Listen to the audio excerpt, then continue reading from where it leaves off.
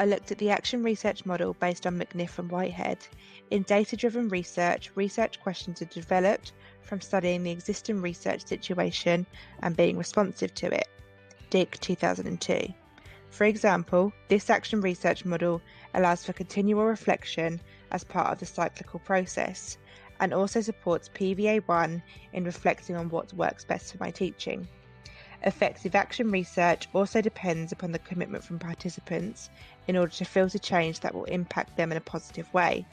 The data collection methods allows me to take the students' viewpoints into consideration, which links to PS 17 in enabling students to take responsibility for their own learning. Some of the benefits of action research are: it provides a systematic approach to solve challenges. Being prepared to initiate, anticipate, and respond positively to change is beneficial to teaching. Also, since it is systematic, the emphasis is to ensure that all bases of a problem are taken into account in an order that can be appropriately addressed. It helps us analyse issues and design the appropriate intervention. Action research focuses on putting information to action. Teachers can implement successful changes for both short and long-term interventions.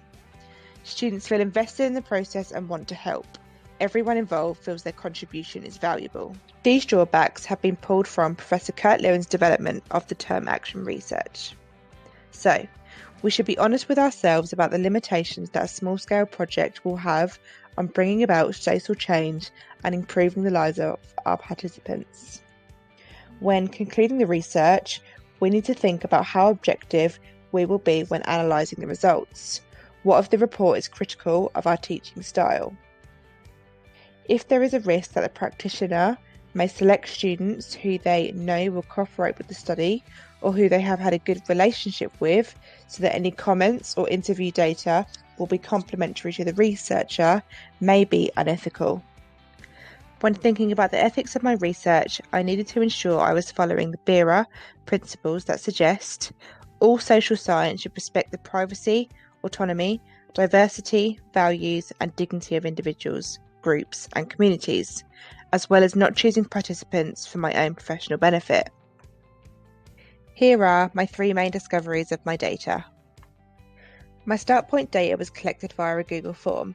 I found a sample of questions relating to fixed or growth mindset theories and decided to use these to form my conclusions of the participants. The point of gathering the data in this way was to summarise whether the participants considered themselves to have a fixed mindset or a growth mindset. The data was able to tell me that although 80% of the participants considered themselves to have a growth mindset, there was still 20% that felt their mindset was fixed.